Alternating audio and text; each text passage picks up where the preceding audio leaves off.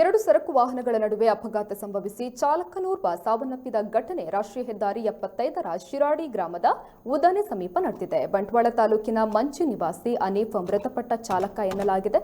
ಇನ್ನು ಬಿಸಿ ರೋಡ್ನಿಂದ ಹಾಸನಕ್ಕೆ ಬೀಡಿ ಸಾಗಾಟ ಮಾಡುತ್ತಿದ್ದ ವಾಹನ ಹಾಗೂ ಚೆನ್ನರಾಯಪಟ್ಟಣದಿಂದ ಮಂಗಳೂರಿಗೆ ಎಳನೀರು ಸಾಗಾಟ ಮಾಡ್ತಾ ಇದ್ದ ವಾಹನದ ನಡುವೆ ಅಪಘಾತ ಸಂಭವಿಸಿದೆ.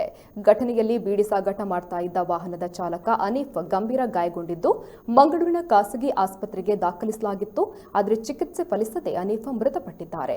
ಇನ್ನು ಬಂಟ್ವಾಳ ನಿವಾಸಿಗಳಾದ ಕರೀಂ, ರಫೀಕ್ ಎಂಬವರು ಗಂಭೀರ ಗಾಯಗೊಂಡಿದ್ದಾರೆ. ಘಟನಾ ಸ್ಥಳಕ್ಕೆ ನೆಲ್ಯಾಡಿ ಹೊರಠಾಣೆಯ ಪೊಲೀಸರು ಭೇಟಿ ನೀಡಿ ಪರಿಶೀಲನೆ ನಡೆಸಿದ್ದಾರೆ. ಉಪ್ಪಿನಂಗಡಿ ಪೊಲೀಸ್ ಠಾಣೆಯಲ್ಲಿ ಪ್ರಕರಣ ದಾಖಲಾಗಿದೆ.